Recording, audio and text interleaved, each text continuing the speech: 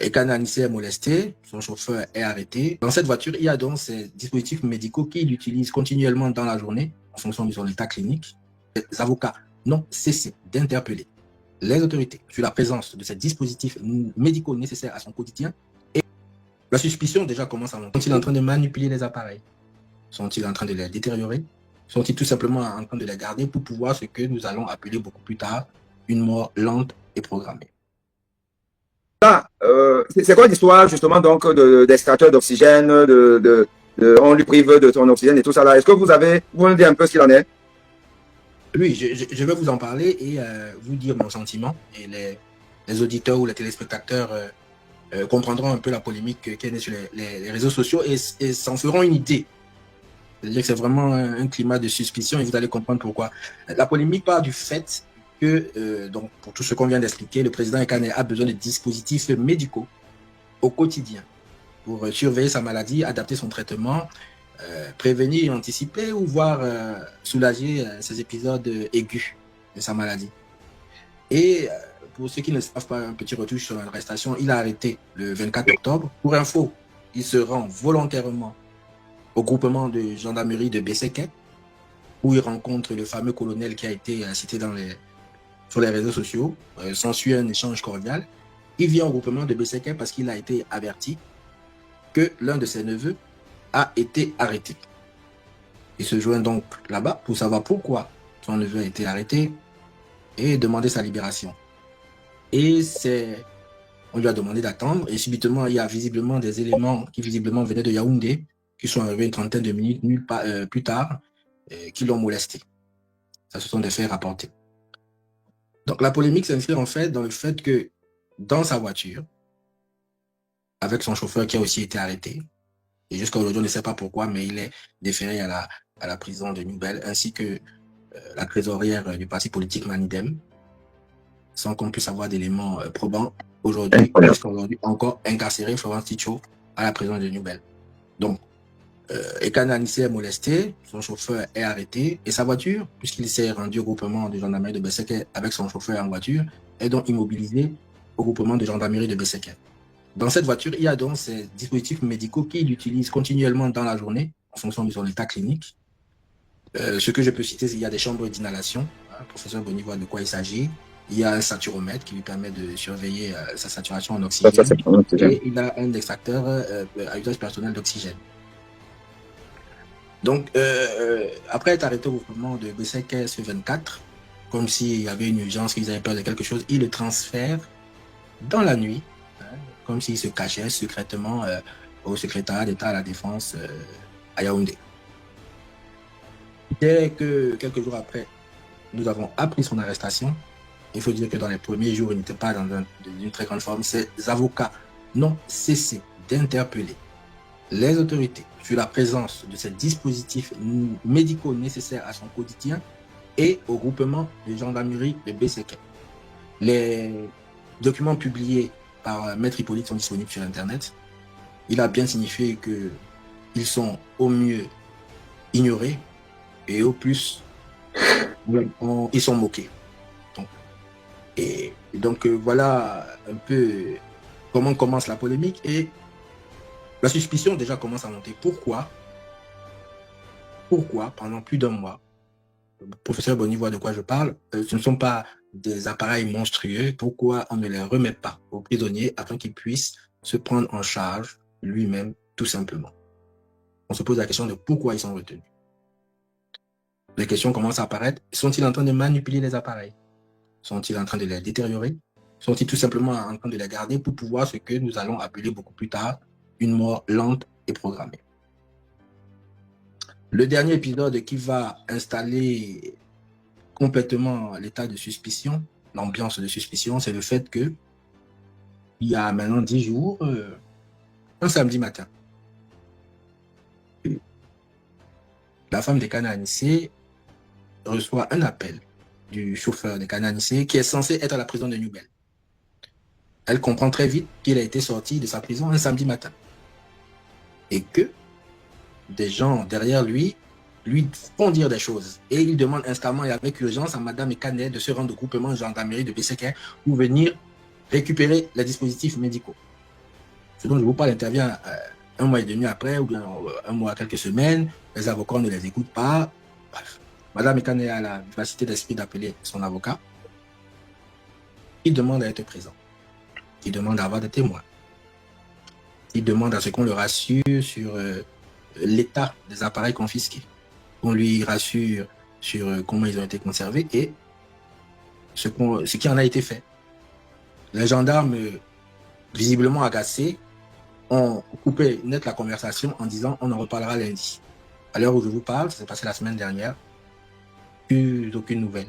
Donc, je ne suis pas quelqu'un, mes amis riront en regardant l'émission, je ne suis pas quelqu'un de spontanément complotiste, mais vous conviendrez avec moi qu'il est légitime de se poser 2 ou 3 questions. Pourquoi ne pas remettre simplement les appareils? Pourquoi vouloir les remettre en catimini? Pourquoi se déranger à d'abord quelqu'un qui a arrêté arbitrairement, aller le prendre un samedi à la prison de Newbel pour venir le remettre?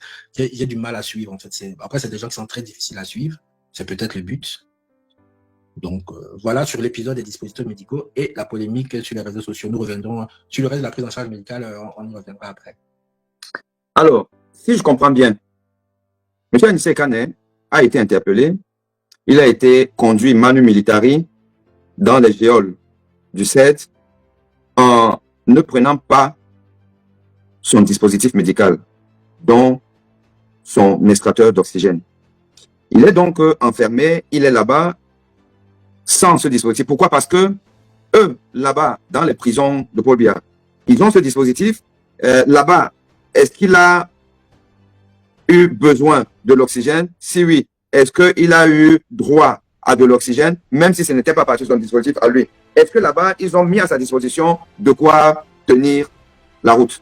Non, non, non, non, non. Ils l'ont fait une seule fois. Après, parce qu'on parle de polémique chez les dispositifs médicaux, il y a eu une première polémique sur sa mort annoncée.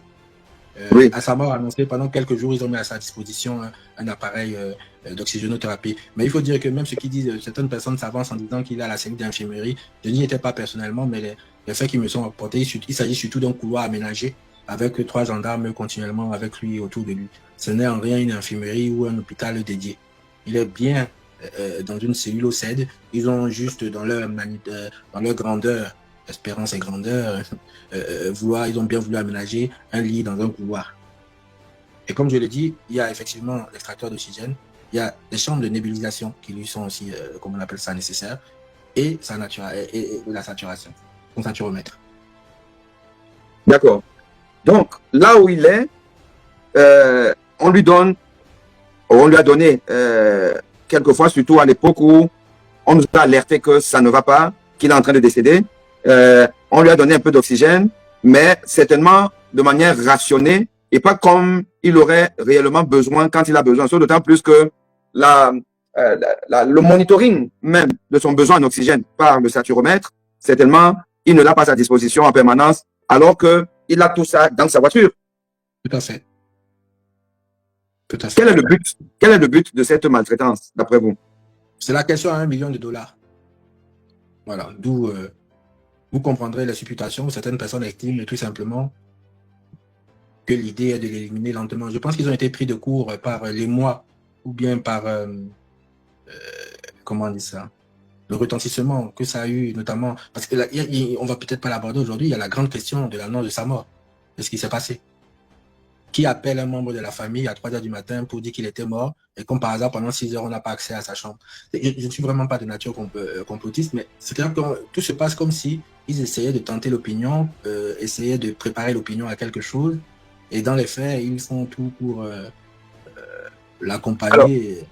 Est-ce que on pourrait aussi se dire que ils essayent de le faire souffrir au maximum en rationnant ses soins pour ce grand malade qu'il est, pour le faire craquer, pour qu'il fasse peut-être finalement comme Djokam Tchamini a fait, puisque on a vu, encore il faudrait savoir si c'est vrai, on a vu un message circuler, une proposition de Djokam Tchamini de, allez, à la limite, disons, de composer avec le pouvoir illégal de Paul Biya pour un gouvernement d'union nationale, on veut dire. Est-ce que ce n'est pas le but qu'ils recherchent en pensant qu'ils vont faire craquer Anissé Kane? Professeur Boni, vous êtes très malin. Je m'étais promis de me garder de faire des sorties de route politique, mais vous êtes dans le vrai. C'est-à-dire que quand on regarde la chose de manière holistique, en prenant de la hauteur, effectivement, depuis que M. Ekane, et même avant qu'il n'y ait, ça je peux le confirmer parce que j'ai été son confident politique ces derniers mois, il a été, dès l'annonce de la candidature portée par du professeur Kamto, portée par le Manidem, il a été assailli d'intimidation et de propositions. Il m'avait montré le SMS d'un responsable très connu qui lui avait demandé, c'est toi qui fais cette affaire-là, et on lui avait bien sûr demandé quel serait son prix et que son prix serait le leur. Pour revenir aux épisodes beaucoup plus récents, effectivement, il nous a rapporté que dès le début de son arrestation et au courant de sa détention, depuis le 24 octobre, il lui demande de négocier. Ils essayent de négocier sa sortie, ils essayent, on parle de faire pression sur Chiroma. Parce qu'en fait, c'est vrai que quand on regarde très bien, tout est bien orchestré. C'est-à-dire, on verrouille les choses de telle sorte que sa santé ne soit pas bonne. Comme par hasard, les lanceurs d'alerte affiliés au régime font des sorties pour dire que M. Chiroma est à l'aise et a abandonné ses compagnons de lutte. Moi, je pense que c'est tout à fait bien orchestré et que c'est le but. C'est de faire pression non seulement sur le président Chiroma, c'est de méprendre la population et de forcer M. Ekane, c'est ce qu'il n'a pas fait jusqu'à aujourd'hui, de venir à la table de négociation.